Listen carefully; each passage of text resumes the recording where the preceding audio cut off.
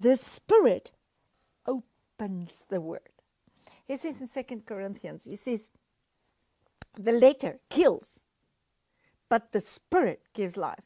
I remember sitting in services where the preacher preached on you should not be condemned. So while he's preaching, this is his topic, more or less, that there is no condemnation.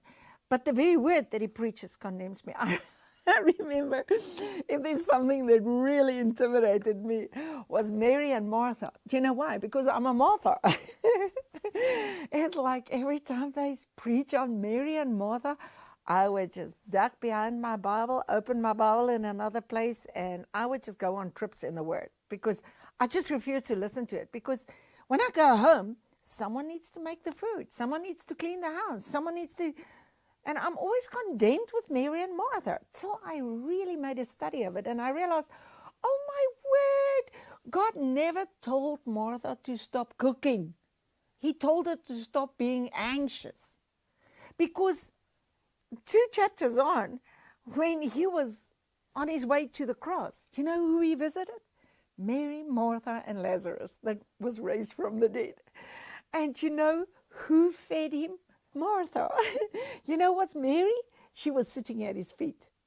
But what really got me is John 11, where Jesus himself announced immortality, where he said, if you die, you will live again. But if you live and believe, you don't have to die. You will live. Believe you this? He asked. And nobody wants to preach about that verse. But it is in the Bible. We need to understand immortality. So if it's sealed, we will not understand it. And we are like very ignorant about it. So Martha and Mary has a lot of ignorance about it and a lot of condemnation. But as soon as truth is revealed, it's like the condemnation drops off. Because it sets you free. The truth will set you free. The law came by Moses, condemning. But grace and truth came by Jesus Christ. The problem is we separate grace and truth. We have to receive the grace, but we got to go for truth because the truth sets you free. So when Lazarus now finally died, where was Mary? The one sitting at the feet. She was crying her eyes out and having all the sympathy of everybody crying with her. Where was Martha? She ran to Jesus and said, why weren't you here? So Jesus was not accusing Martha of cooking and cleaning. He was saying, Martha, don't be anxious. There's a higher way. Leave other people. Find your race. I can't tell you how the revelation of that has set me free. So I want to say this. He says, without revelation, people perish. Without vision, people die. This is clear, the Spirit of the Word. How are you going to get revelation and vision? But by the Spirit. He says the letter kills. The very word that is supposed to set you free brings you under condemnation. That's a pathetic state. So we need to go for revelation. And I've got very good news for you. I was preaching the other day and someone challenged me and said, well, why has this not been preached before? Because of time. As time goes, revelation grows. Where do you get it, Annalise? Well, Ezekiel, when he saw the river coming up, it was first ankle deep, knee deep, thigh deep, and then shoulder deep. And everyone is 1,000 cubits. So it's not, the one is not better than the other one. The one is not 4,000 and the other one 1,000. It's 1,000, 1,000, 1,000, 1,000. It's 4 times 1,000. It means perfect revelation for every stage. So since the cross, the river opened up. And from there, as time goes, revelation grows. Now, if you can just realize that we live in the bestest time ever. The later you are alive on the time scale, the more you can know. Because there's more revelation opened. Do you understand that? Maybe we understand now more than Abraham and Moses and all those guys even understood in their times. There's just one guy that fascinates me, and that is Paul. That he had all the mysteries revealed to him. So from the cross, there was mysteries. The first mystery that was opened was, great is the mystery of godliness. 2 Timothy 3:16. God manifesting in the flesh. So from that point, it was like a door that you open, and it's mysteries, mysteries, mysteries, mysteries, mysteries revealed. And how does it come? Ankle deep, knee deep, thigh deep, shoulder deep, rivers to swim in. So we are at the time of the rivers to swim in, and we're sitting next to the river and say, I don't know how to swim. Well, jump in. You'll find out. If you don't know anything, just close your mouth and your nose and lie on your back. You will float. Eventually, you will learn to paddle, and eventually, you will do it. So we need to look at all these revelations, how they open up and what it is. Now, the Bible talks about it as sealed. Now, when it comes to seal, Ephesians and Colossians tells us that we are sealed with the Holy Spirit. What does that mean? It means nothing can take the Spirit of God from us unless you break the seal. How do you break the seals? You go back to idolatry and trash, and you re-crucify the Christ, and you step over what He's done. And there are very few people that do that. There are people that are disobedient. There are people that don't live the life, but they've sort of received Jesus, and they acknowledge that Jesus Christ died. They believe in Jesus, but they don't live the life. But they're not, if you take them to witchcraft, they don't want to do it. So it's only people that really have tasted the good things and go back. I'm not talking about just sinning also. We condemn people very easy. John talks about a sin that is unto death and a sin that is not unto death. So when we are born again, our spirits are born again, and we are sealed with His Spirit. His Spirit comes and He seals our spirit, but we're still in the natural. So this is where we need to get our minds renewed. Now, in that, you make mistakes. I have made the most terrible mistakes in my life. I've made mistakes in my marriage. I've made mistakes with my children. I've made mistakes with my staff. I've made mistakes with other preachers. I've made mistakes that really, oh my God, I've made mistakes with my parents. It's like, oh. But the Bible says, as we walk in the light, we confess it, and He forgives us as we walk. We don't park at our mistakes. We are growing in grace. For His intention was for us to grow into the fullness, to the full stature of the Christ. His intention was not for you to become like another preacher or apostle. No. Like Christ Himself. He was the pattern Son, revealed on this earth. God manifested in flesh. The first mystery. So after that mystery, there's a lot of mysteries open up. And He says the mystery of iniquity has always been on the work. It's always been there. Where did it start? Everybody, where's the Antichrist? While He was in the garden. It's Antichrist. It's a spirit. So we're looking for stuff, and we're flying around in the spirit, and we don't know where we are. No, we should not be flying around in the spirit. We should walk the walk here. He says, you must walk in the Spirit. How do you walk in the Spirit? The Spirit is not natural. Yeah, that is why He's given us His Spirit, so we can be on the earth in the Spirit. He brought heaven to our realm. But these things need to open to you. For how many years was themes like the sons of God just not revealed? Now everybody knows that we are sons of God. So people claim they're sons of God, but they no. But the earth will know when the sons are manifested. It will be revealed. There's so many people today. You know, this is not a trying. This is a being. He says, you err because you do not know the Scriptures. Then He says, you look through the Scriptures and you think you're going to find life there, but you don't come to me. So you need to, this is not a trying to be, this is being what you are.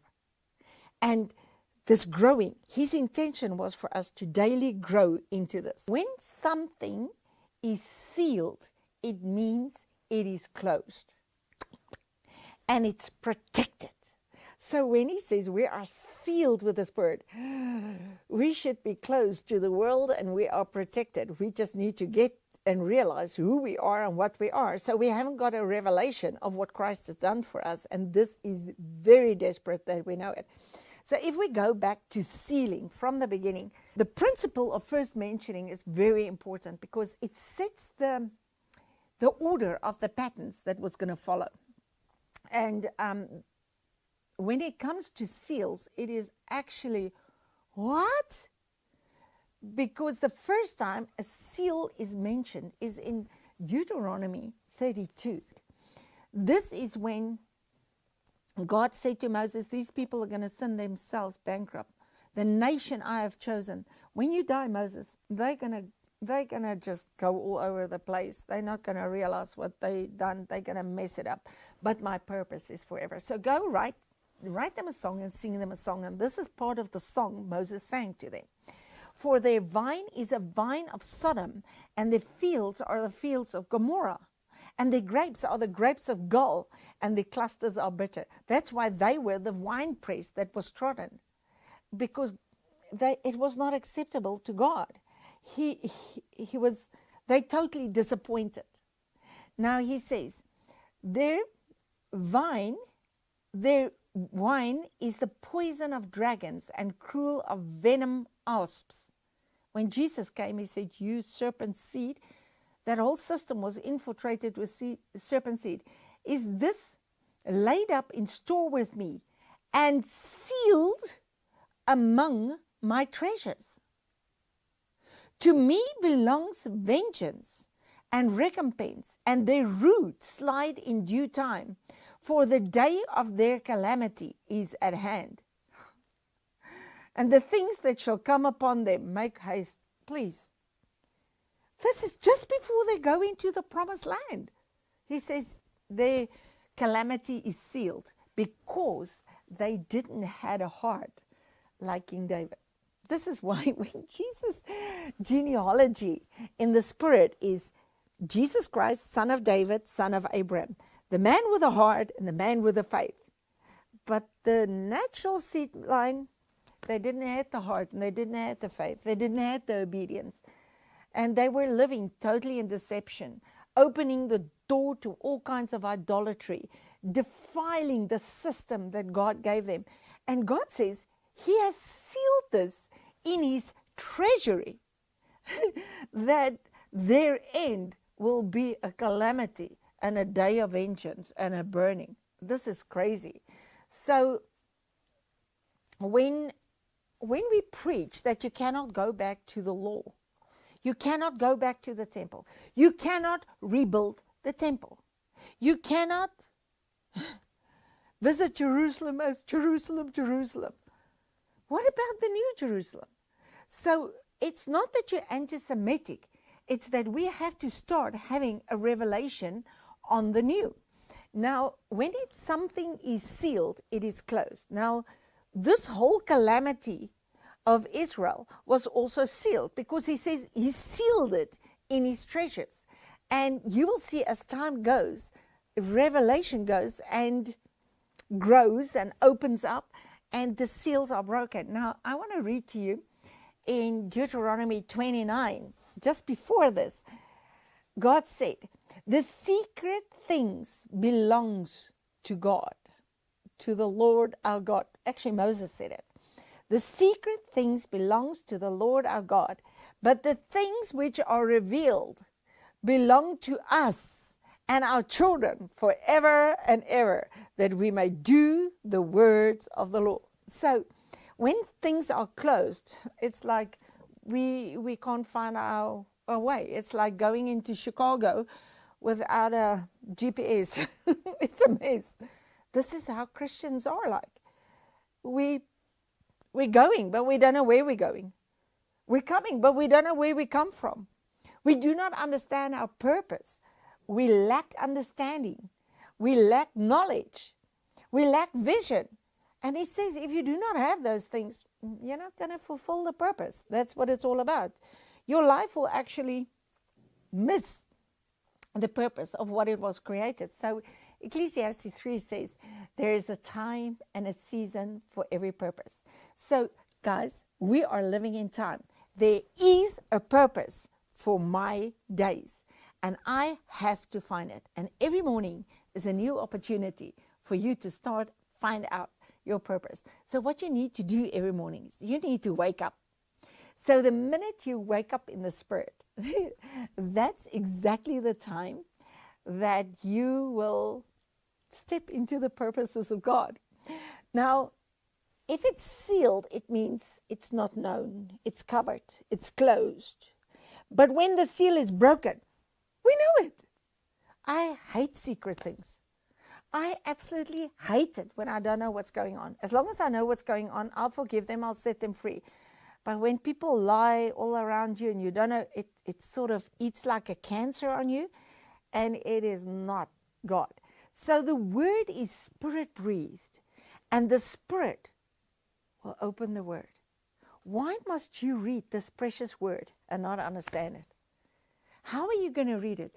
By learning the spiritual language. If you don't learn English, you're not going to read an English Bible. You can't talk English. If you can't speak Afrikaans, you're not going to understand when we speak around you. But if you speak Afrikaans, I was on an airport and there were 2 Afrikaans people. So when you're overseas, you get used to people not understanding what you say. And they were talking about me and I'm sitting there listening. So when I left them till they finished and I said, ja, ek stem nie heeltemal saam met julle nie. It was quite a shock. So it's like, guys, if you can understand the spirit language, you will understand the word. The spirit language is spirit. It's numbers and symbols and parables and visions, and you got to understand it. So start, Annalise, but I don't know it. Well, start somewhere. A, B, C. 1, 2, 3. 1 is unity. 2 is agreement. 3 is God. 4 is earth. 5 is a hand. It's God's ministry. 6 is the number of man. It's 1 short of 7. 7 is God's number. 10 is complete. Do you get it? This is like, just start somewhere. If you learn something every day, you're going to eventually master it. Now, he says in 2 Corinthians 3 verse 6, I would actually like to read this for you. He says, He have made us able ministers of the New Testament, not of the letter, but of the Spirit. Now, when he talks about the letter, it's the law, but of the Spirit. For the letter kills, but the Spirit gives life. So if you, with a natural mind, read the Bible, it's like a law book. It kills you. But this is in connection with when Moses came down from the mountain, his face covered, and he couldn't even, speak to the people, but cover his face, because they couldn't see the glory that was coming. He didn't even see the front side of God, but it already changed him. And he didn't want them to see the glory that was fading. Now, at the end of this chapter, he said, now if you turn to the Lord, now the Lord is the Spirit, and where the Spirit of the Lord is, there is liberty. I'm going to read you the previous verse, verse 16. Nevertheless, when we shall turn to the Lord, the veil is taken away. Because if you read the law and judgmental, it's like there's a veil. In other words, guys, it's closed. You cannot see. Even if you read the Bible, it's veiled. He says, but when you turn to the Lord, the veil is removed. And the Lord is the Spirit. Now look at this. But we all, with open face, beholding as a glass the glory of God, are changed into the same image from glory to glory. So Christ in us is the hope of glory. But there was a glory of the old. Now there's a hope of glory. But if we read with an open face, we will be changed from glory to glory. You know what it says? It says everything that is written is going to be revealed to us and manifest in us. And we will be the manifested sons on the earth. Listen, I'm so tired of hearing, I'm going to be it. I want to be it now. It's time. It's time that we really wake up to this. There is an open face. Now, Isaiah had to prophesy to Israel just before they went to Babylon. You will see, but you will not see. You will hear, but you will not hear.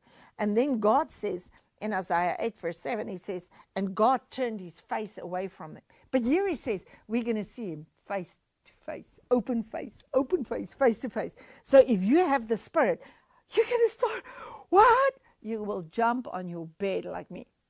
So he says, we do not know what we shall be. But when we see him, we shall be like him.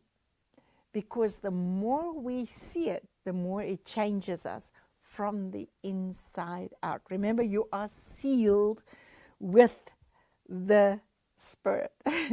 Now, the first mention is always setting the pattern. So we need to understand that the sealed things are in God's treasury. But when they're revealed, it is ours. And it is so pathetic that Israel did not receive the law. Then the law was added. They did not receive it. And when Isaiah prophesied to them and said, your eyes are closed, the very pattern of prophecy they carried, when Jesus came, they did not receive him. He came to his own, and his own did not receive him. And then they were sent to Babylon for 70 years. Now, this is crazy. Daniel was taken to Babylon when he was about 16 years. So 16 plus 70, he must have been 80, 90, when more or less he was an old man. He has spent his whole life in captivity. Faithful. Oh my word. He wouldn't bow. He wouldn't fall for money. He didn't fall for food, though everything was taken away from him. He did not compromise. When they said, you shall not pray, he just kept praying. And he was thrown in the lion's den, bringing out the prophecy of Christ that was going to be in the lion's den. And a stone was rolled before the den with the king's seal on it. So, whoa, this brings us back to all the kings of the Old Testament. This is why they used seals. If the king's seal was on it, nobody could change it. And it doesn't even matter. You cannot change what is there. But if it's broken, everybody knows what's going on. Only the king could break it. And if a king's seal was broken, someone read it that shouldn't read it, and he was killed. So sealing something was a great major thing. So when Daniel was in the lion's den, it was sealed. Nobody could change it. The king, he's a king. Every night he had another woman. He could eat what he wants to. He's the king. He can do what he wants to. The Bible says that night he didn't sleep. He didn't have woman. He didn't have nothing. And early in the morning, he ran to the place where Daniel was. He opened and rolled the stone away. Daniel, did your God save you? And Daniel came, yeah, what's wrong? I slept so nice and warm. Didn't you sleep? Come on. Early in the morning, Mary Magdalene went to the grave and the seal was broken. Who opened it? The king. So it is okay if you open the seals. But when God opens the stuff, oh my, it means he really wants us to have it. Daniel found himself a young man in this situation and faithful, never understanding what he's been through. So as an old man in the 15th year of Ahasuerus, King Artaxerxes, who was Darius, in the 15th year of Darius, the son of Ahasuerus. Ahasuerus was the king that Esther married to. And he gave a command. Now, he said everybody could protect themselves. And he put this seal on it. You know the story of Esther. Esther came and pleaded for the people. And then the king gave a command, and he put his seal, and he said, Israel can protect themselves. Can you imagine what happened there? After all these years in captivity, they could revenge themselves. They slaughtered the Babylonians with the king's seal. These are all pictures of what's coming, of what is going to be.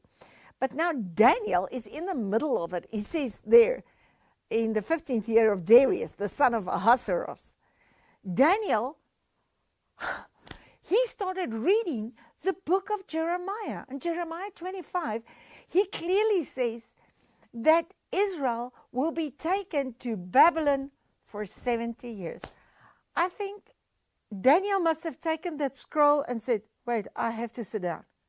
Is this why I'm here?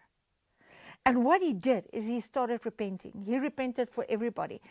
Because this man was just a man with a heart. He wouldn't compromise. And what happened? The next minute, the angel started appearing to him.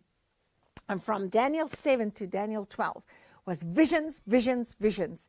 And God gave him 70 weeks of 7 vision unto Messiah. And listen, the last prophet was Malachi. And there was 400 years of silence. But all that silence history in the world, God gave it to Daniel, and he prophesied it. He opened it. He like saw it, and he wrote it down, and he wrote it out. He was caught up, and he was like, the angel said, Daniel, I've come so that you can understand. And then something terrible happens, and I got to take you there. It's in Daniel 9, because now Daniel saw all these things, and it like really scared the wits out of Daniel. He was like, oh my word. Now look at this, Daniel 12, the last chapter of Daniel. Daniel is awesome. The first chapter, 6 chapters is history. The last 6 chapters is all visions of Daniel. And he literally saw the detail of the history of the kingdoms of the world unto Rome. And in the time of Rome, that is when Jesus was born, he was crucified, he raised from the dead, and the old was removed. So this is why Jesus on the cross, he said, it's finished. But in Revelation 21, he says, it's done. It's over now. So he came as the Son of Man to finish the work there. Now, Daniel saw everything up till that point, and he's like, 70 weeks of 7 unto Messiah, and all the hell that broke loose over the people, his people. He says 70 weeks of 7 is upon your people and the city unto Messiah. And we read it in Revelation as seals, trumpets, and vials. I just want to say, those things are open. We need to understand it. And it's not that it's like now open. It's been open for 2,000 years. I'm going to explain this to you. In Daniel 12, Daniel, I'm going to read from verse 1. And at the time of the end, Michael shall stand up, the great prince that standeth for the children of the people. And there shall be a time of trouble, such as never was, since there was a nation, even to the same time. And at the time of the people shall be delivered, and everyone shall be found written in a book. Okay, we know now the books are opened. But in Revelation 12, we read about Michael again. He says, there's a great wonder in heaven, the woman. There's another wonder in heaven, the great red dragon, who is no one else but Satan, the serpent himself, is the great red dragon. He says, but now Michael and his angels fought, and the dragon was cast out. Jesus says in John 12, the accuser of the brethren is now cast out of heaven. Then he said, I saw him fall out lightning from heaven, but he still had a place of accusation. He still always poked his finger in. That's why he had a tree in the garden. He could still enter, but his place was not there. Now, Jesus dealt with him, and he's not found in heaven anymore. The accuser of the brethren is cast down. But he says, woe unto the earth, because this thing is now cast unto the earth. And he is walking like a roaring lion, Peter says, because Revelation tells us he has a short time. Guys, if you don't understand times, you're going to put this to the end, and it's not to the end. Because Revelation 20 says, death and hell is already in the lake of fire. Those that didn't receive. The judgment has already taken place. Now he says, at the end, Michael will fight. Now he talks here and he says it's a time of trouble. Other translations says it's the time of tribulation that has never been and never will be. Now I know that there has been terrible wars, terrible famines, terrible floods. Come on. When Jesus said the rainbow, he said, never again will I flood the earth with water. We have had floods. We've had lots of floods. There are lots of floods everywhere, and there's a lot of people dying in floods. But never has the whole earth been destroyed with water. So you must understand the times and the seasons and the spirit language here. He says there will never be such a time again. So I don't care how bad the wars are. It's not the end of the world, because that was the worst. That was the time of tribulation.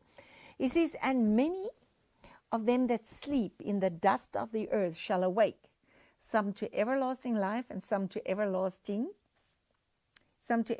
life and some to shame and everlasting contempt. Now this happened when Jesus died and rose. The graves opened, and they only ascended when he ascended, after he ascended. And they that be wise shall shine as the brightness of the firmament. They that be wise. So there were fools too. I think Jesus told us about the 5 wise virgins and the 5 foolish. And they that turn many to righteousness as the stars, and they will be forever and ever. Now he comes. Now you must remember, this is Daniel 12. Daniel have just seen the whole line of history following from Babylon right unto Christ. From when Ahasuerus gave them the command, 457 BC, unto Christ, who was baptized 27. And if you work it out, you will see it's the exact times, because he says it is now in 7 weeks and 62 weeks. That gives you 69 weeks. That's 483 years.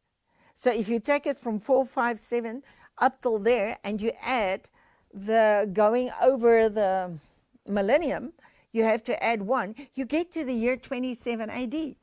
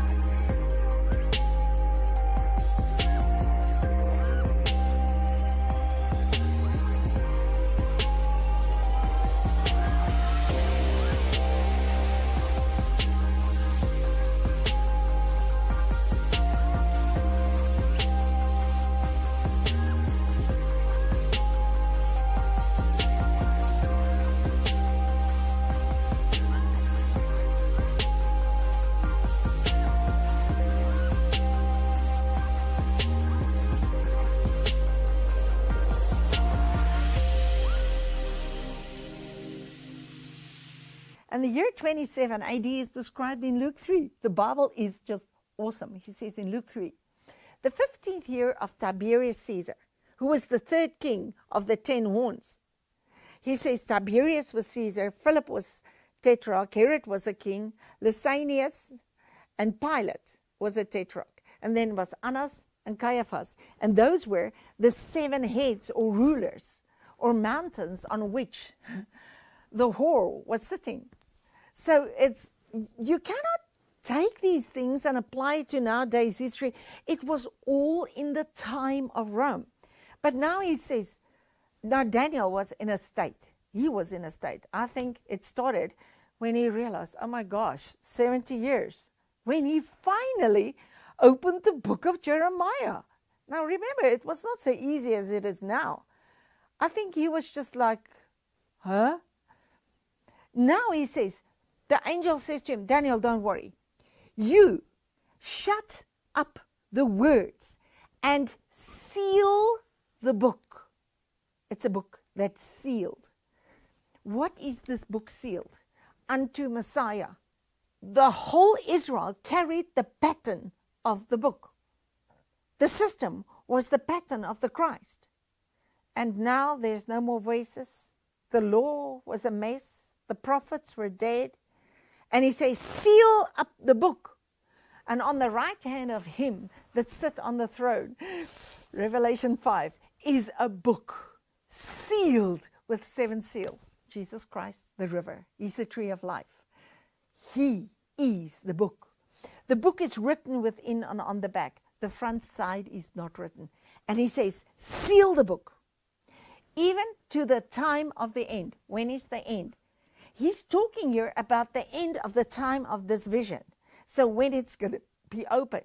Now he comes and he says in Hebrews 9 verse 26 that Jesus Christ came at the end of the world to bring the final sacrifice once and for all. But what did Israel do? They went on. So they did not receive the sacrifice. They turned the sacrifice in, they worshiped the system instead of the God. They turned the truth of God into a lie. They opened the doors to everything and they became an abomination to God. So they did not receive that sacrifice. So they were the ones that cried for his blood to come on them and their children. So they were the wicked generation. You just got to go read what Jesus calls them. He says the abominable generation, the wicked generation, the unfaithful generation, the unbelieving generation. That was that generation. A generation is 40 years. But he says, seal the book until the time of the end. For many shall run to and fro, and the knowledge shall increase. As time goes, revelation grows. Then I, Daniel, looked, and behold, there stood another 2. The one on this side of the bank of the river, and the other one on the other side of the river. And one said to the other man clothed, which was upon the waters of the river, how long shall it be to the end of these wonders? What wonders? These things that are now sealed. And I heard the man clothed in linen, which was upon the waters and the river, when he held up his right hand and his left hand unto the heaven, and swear by him that liveth forever. And it shall be for a time and a times and a half. And when he shall have accomplished to scatter the power of the holy people, all these things shall be finished. Now please, Jesus Christ, Daniel 9, was sacrificed in the final week of Daniel's prophecy. And it was 3.5 years before the time he was baptized. 3.5 years after it, Stephen was stoned and the persecution started. And also the persecution of Rome started. Because from Christ up to Stephen, the Jews persecuted the Christians. But it got out of hand with Paul. And then Rome grabbed in. And they destroyed Israel. Rome, it's got nothing to do with us. Revelation 7 and 8 describes the Roman armies. It's got nothing to do with us. And it is like the story of Haman and Mordecai. Haman made the gallows for Mordecai, but he hung on the same gallows that he made for someone else. And this is Rome. Israel allied with Rome to take out the Messiah. Now Rome took out Israel. This is the same sort of story. And at the end, the final taking away of the daily sacrifice also has a last week. Also 3.5 years, 3.5 years. And you pick this up from Daniel 8, 9, and 12. All these numbers. Because it started, the revolt started in 66 AD.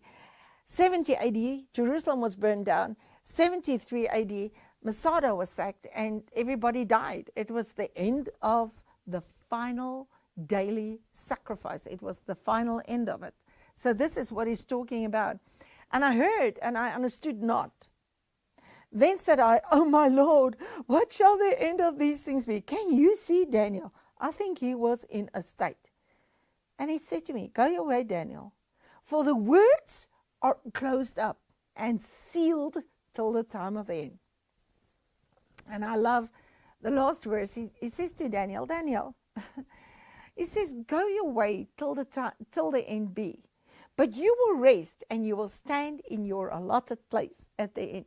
So Daniel just stepped into the cloud of witnesses. He will stand in his allotted place at the end. Now, this seals is opened in Revelation 5. Daniel sealed it. He said all these things he saw, he sealed it. So from Babylon up to, now Babylon was 457 years from the going forth of the command. When Daniel saw this, it was 400 years of silence. And then it was 30 years until Jesus.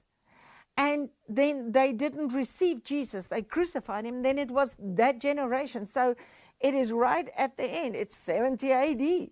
In Revelation 5, he says, and I saw in the right hand of him that sat on the throne a book written within and on the backside, sealed with 7 seals. He says it 2 times in the book of Hebrews, Hebrews 1, Hebrews 12, Hebrews 10.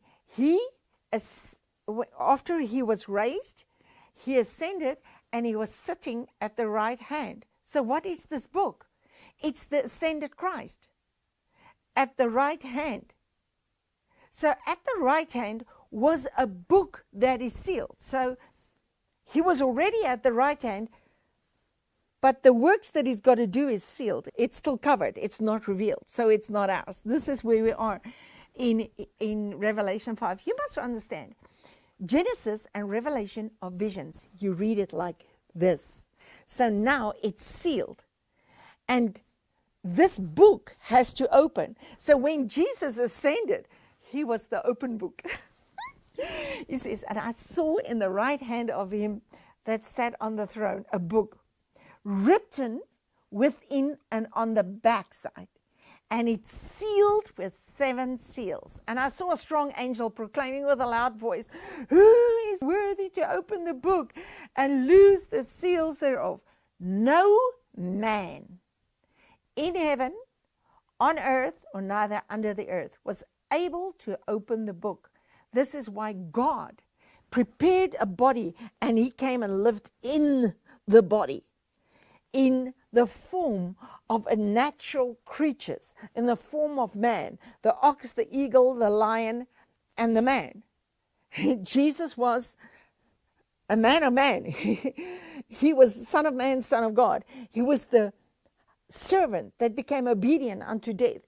He was the lion that faced the world, and he would not bow.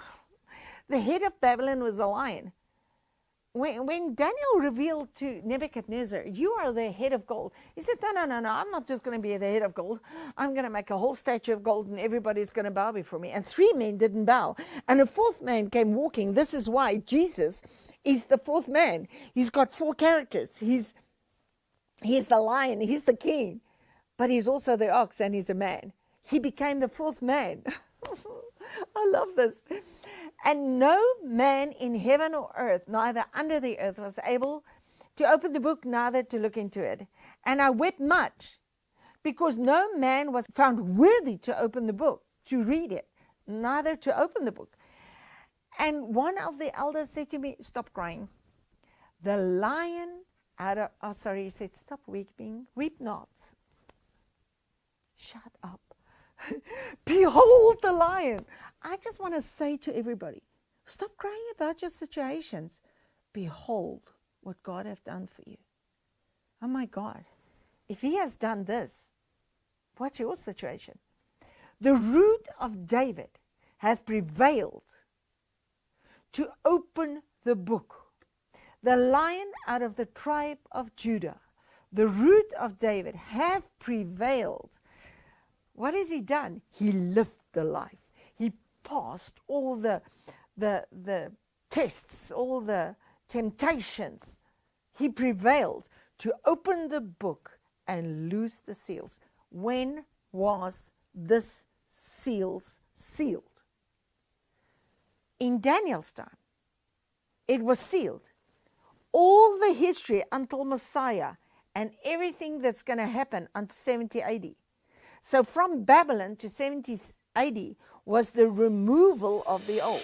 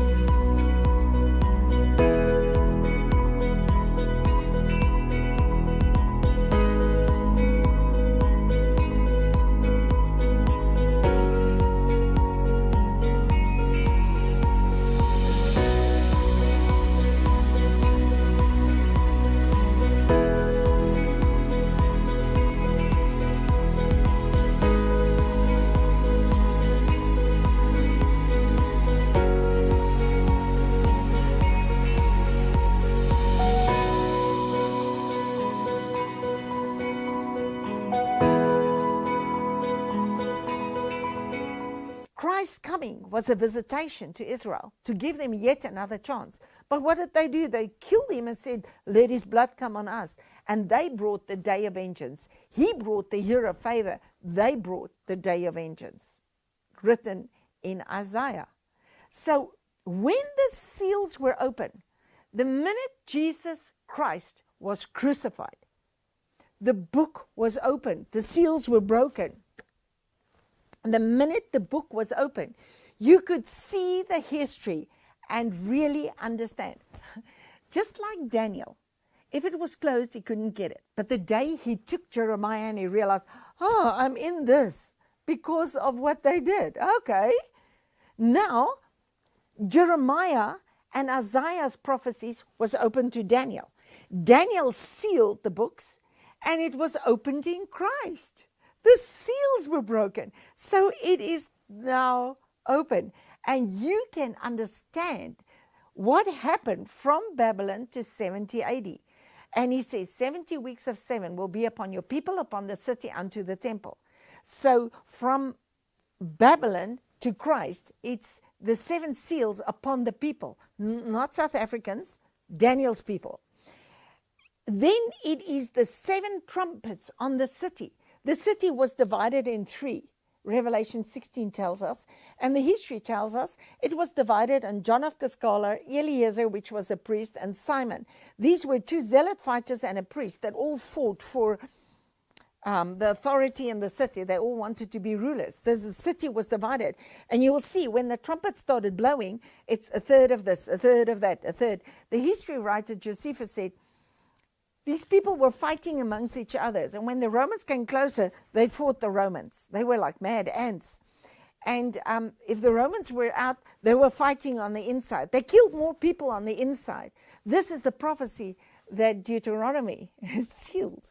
Deuteronomy 32. He says, there will be wars on your outside and sword on the inside. Your end is a day of vengeance, darkness, fire. You will be like Sodom. You will be like Gomorrah. And I'm sealing this. Here it's all opened. Oh, my word. So in one day, the vials were poured out on the temple in one day. And that is 70 AD when the temple burned down. They say that it was like it could not be the work of man's hand what happened there. The soldiers of the Roman soldiers set the temple to light, but they described it. They said Titus threw up his hands in the air and they said, this must be a work of God. It looked like Sodom. It looked like the sulfur coming from the air. It was the most terrible time. So this was all that Daniel sealed. But if they did not crucify the Lord of glory, if they received Christ, because when he came out of the desert in temptation, he looked for the scroll where Isaiah was written. The scroll was handed him and he looked for the place and he says, this is the year of the favor of the Lord. And Isaiah wrote, and the day of vengeance. Jesus never mentioned the day of vengeance. If they only received the Christ. He came preaching the kingdom. They didn't receive it. Now, he says in Matthew 11 that the kingdom was taken by force. The kingdom suffered violence, and the violent took it by force. Now he had to appear on another mountain, the Mount of Transfiguration, where Moses and Elijah, whose job was actually finished, appeared again, and they revealed him the exit. And from that point, he preached death and resurrection. So when Jesus died, the seals were open, but it also brought the day of vengeance, because the seals was broken if they just kept it like that. But no, they opened it. They wanted him killed. Because he was killed, you could see from Babylon to 70 AD. Guys, I'm just sitting here thinking, how in the world can you even take this period and put it in our time? Then you don't understand the kingdom at all. So I think we better go to the kingdom. So let's run through it again. Isaiah, Jeremiah, Ezekiel had prophecies. That was prophecies, but it was closed because the people's eyes were closed. They couldn't see. God's face was turned away. They went to Babylon. Then Daniel's eyes was open, and oh my word, is this why we're here? And then he saw way into the future, and God says, seal it. So all of that time it was sealed. And when Christ was crucified, the seals were broken. And now, because the seals were broken, those things became a reality. When you read Revelation, he says, write. So the book of Revelation was the last prophetical book, the last book in the Bible. It's not the last written book, but it was the last book on time that's revealed. So he comes in Revelation 21 and 22. And he's like bringing us back to the garden. He says the tree is open. The river is open. The river comes out of the Lamb and out of the throne. In other words, the throne is open. In other words, heaven and earth is in agreement. There's a scripture in 1 John 5 where he says, there are three that testify in heaven, the Father, the Son, and the Spirit. There are three that testify in the earth, the blood, the Spirit, and the water. And these are all in agreement. Remember, in the beginning, it was all separated. Now, heaven and earth is in agreement. Now, this is what Revelation 21 and 22 is about, the kingdom on earth. Now, I'm telling you, for most Christians, the kingdom on earth is, it's still sealed. It's not revealed. So they're just born again, and they can see the kingdom, but they can never enter the kingdom. For some people, it's revealed to a point where you can go in, but there's a point where you have to die to your will to enter the kingdom. So when you're born again of water and the Spirit is fire. What is the fire? It takes away everything that is not God. He says, your building will be tested with fire, and only the precious stones and the pearls and the gold and the silver and the precious stones will be left. But the wood and the hay and the stubble, they'll go. But you'll be saved. Your foundation is set, Jesus Christ. But you're not going to have it here. So there is a point where the kingdom have to be revealed to us, that you can actually live in this darkness, in this overcoming life. You must remember, he said in the beginning of Revelation 1, write to the 7 churches. You must write, you must write, you must write. And he said to me, seal not the sayings of this prophecy, of this book, for the time is at hand. So he is writing to the 7 churches, and he says, don't seal the prophecy of this book. And he's busy here in Revelation 21 and 22, where he comes to the kingdom, and he says, don't seal it. Don't seal the kingdom. The kingdom is here. But this is a little bit in contrast with if you go back to Revelation 10. Because Revelation 10 is like a magnificent chapter. If you understand the times that is set out in Revelation 10, it makes sense. He says, and I saw another mighty angel come down from heaven, clothed with a cloud. Whoa. He says his truth is set in the cloud. His bow is set in the clouds. The word is settled in the clouds. He's not talking about earthly clouds. He's talking about the heavenly clouds, which is the cloud of witnesses. And a rainbow was upon his head. A rainbow. It will never happen again. And this face was as the face of the sun. This is the face that shines on us. It's so bright that there is no shadow cast anymore. And the face was as it were the sun, and his feet as pillars of fire. The pillars of fire were those clouds of pillars that led them through the desert. The face like the sun. Paul saw that face because he was caught up into the third heaven. And he had, oh my word, please. Christ was the closed book that was on the right hand of the Father. Who will open the books? Then he himself, the Lion out of the tribe of Judah, the manifested Christ on the earth, came and he opened the book. Now we read about he is the open book. So here he comes and he tells you what the open book is doing and has done. And he had in his right hand a little book opened. So there is a little book that is opened in his right hand. This is something that he brought in. And he set his right foot upon the sea and his left foot upon the earth. Now this I love. Because the sea talks about all the nations and the land talks about the group of people that God chose, like Israel was his people. That was the land and the sea. Because it was set from Genesis. On the third day, he separated the land and the sea. And when he started talking about the generations, he called islands groups of people. So there's nations and nations. But in Christ, there's no more Jew or Gentile. He puts his feet on the land and the sea. And he's got a little book. And he cried with a loud voice, as when a lion roars. And when he had cried, the seven thunders uttered their voices. And remember, with the thunders, there's always lightnings, revelations. But look at this. There is no lightnings here. So we still need the revelations that's coming with us. And when the seven thunders uttered their voice, and I was about to write. Now, please, John was commanded to write. In Revelation 1, I was on the Isle of Patmos for the word of the Lord and the testimony of Christ, which started in Abraham. And he says, write to the seven churches. And boom, boom, boom. He writes to the seven churches and he tells them, he that overcomes. Now, those are the most important letters that we must learn because we have to read it. It speaks about every time you overcome what your reward is. And it talks about the seven churches that went through this tribulation, but it also projects onto the seven church ages coming.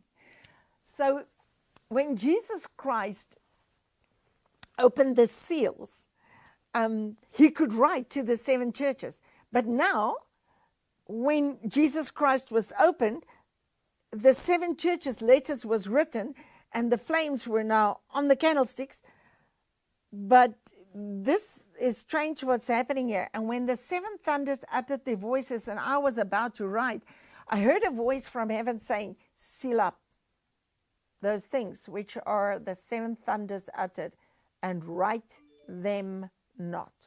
Seal up. Oh my word. When I read this, it was like, I felt like Daniel. Oh my God, what is going on here? Let's go. The prophecies were opened when Daniel understood. Daniel saw history. He sealed it up.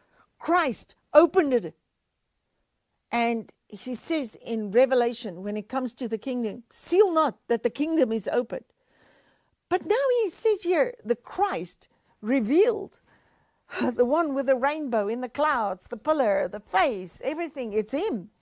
And he's standing on the land and the sea with a little book, and he says, seal it, don't write it. Now this is why I say that as time goes, revelation grows, because Revelation 22 and 21 tells us out of the throne comes this river. We're back in the garden.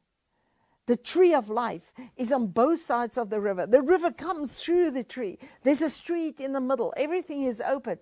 But here he says, seal up those things which the seven thunders and uttered them not. Can you please note it's seven thunders?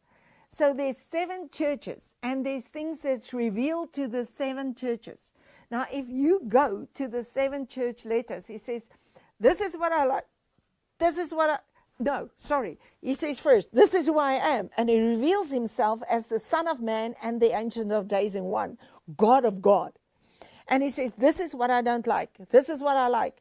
This is how you stop it. And stop it unless I'm going to remove your candle.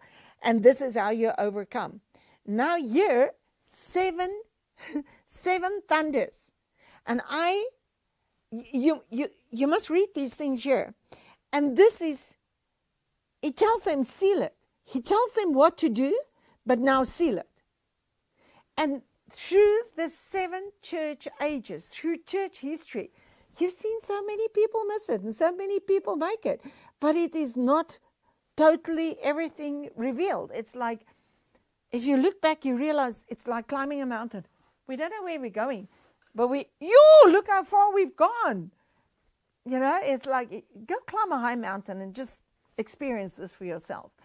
Now he says, and the angel, listen to this. It's a book. It's a book. Oh, taste and see that the Lord is good. Jesus Christ was the book sealed. Now it's the book open, but you must, the book is open, but you must taste it. Now he says, the angels which saw stand upon the sea and upon the earth lifted up his hand to heaven and swear by him that liveth forever and ever, who created heaven and the things that are in, and the earth and the things that are, and the sea and the things that are in, and that time should be no longer. What? The thunders is the things that's going to happen to the churches till time should be no more. Guys, I can't read all the scriptures, but I'm telling you, as I read, you catch the spirit of the word.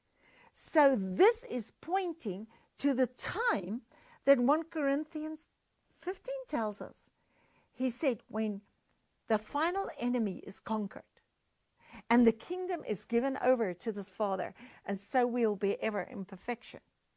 He says, wait, I'll show you a mystery. This is the last mystery that was revealed to Paul. It's mysteries that the disciples never understood the kingdom. The day Jesus ascended, the day he ascended, he was now for 40 days speaking to them about the revelation of the kingdom. He says in Revelation 22, do not seal the kingdom. He spoke to them about the kingdom. They didn't get it. They didn't get it. Paul got it.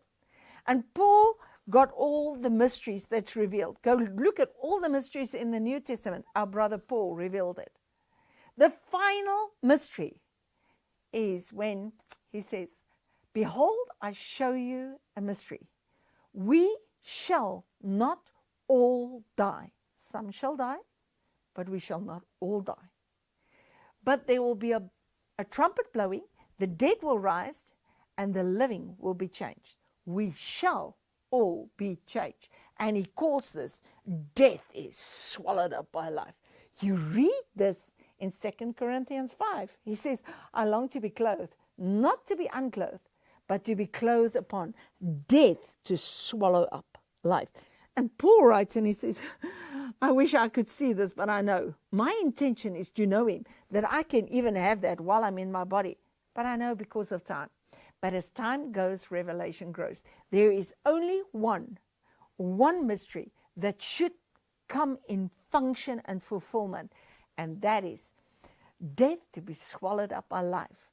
What is that else but the manifestation of the sons of God? Because he says we are sealed with the Holy Spirit until the time of the redemption of the purchased possession. And Romans 8 answers this question. And he says, until the time of the redemption of the body. So our spirits are sealed. And this thunders is this working that works within us in the person and within us in the ages. It's the thunders, it's hard things that will bring the opening of the final revelation when death is swallowed up in victory.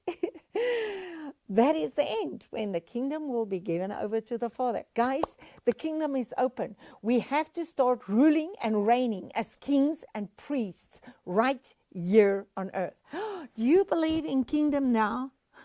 Where do you want the kingdom? Heaven has come down to earth, but it's the kingdom of heaven. But heaven has come down to earth. It's the kingdom of God. God now indwells a man. God is now dwelling. His tabernacle is with men. That is why we have the Bible, because it's the history. When God said to Moses, build me a tabernacle that I can dwell with man, now he's dwelling within man. Christ in us is the hope of glory. And listen, he says there'll be 7 thunders. Don't write it. And then he turns around and says, but in the days of the voice of the 7th angel. This is not the same angel as the final angel in 1 Corinthians 15 and 1 Thessalonians 4:13. He says, but in the days of the voice of the 7th angel, when he shall begin to sound, the mystery of God should be finished. So the mysteries are finished. The mysteries are revealed. Everything is revealed. By the time the book of Revelation was written, Paul died and Paul saw all the mysteries. Everything was open. If things are open, they belong to us. But guys, we need to get hold of the mystery of the kingdom of God. But now what works in us and what works in the church ages is a tough time. And I believe that when time is no more, we will understand everything, but we've got a little glimpse of it. Ezekiel saw it. He saw the river opening up, ankle deep, knee deep, thigh deep, shoulder deep. What else is that but the 4 rivers flowing in the garden? The Pison, the Gihon, Euphrates, and the Tigris, which means increasing, freshly flowing, strong flowing, rapid flowing, and the last one is fruitful. It correlates with what Mark says. He says, the kingdom is like a seed, a blade, then an ear, and then the full corn, the harvest. It's times of refreshing until the restitution, and it starts with the reformation of Jesus Christ, which takes us to rest. So there's going to be a time where time is no more. We are in time. Please wake up to the day that we live in. We live in the bestest time ever, and Revelation is all over. The river is so deep you can swim in it. Don't sit on the side. It's time to see the earth filled, not just with the knowledge of the glory, but with the glory. You are the carrier of the knowledge of glory inside of you. And he says, the just shall live by faith. It's not our doing. It's our receiving what Christ has given us. God bless you.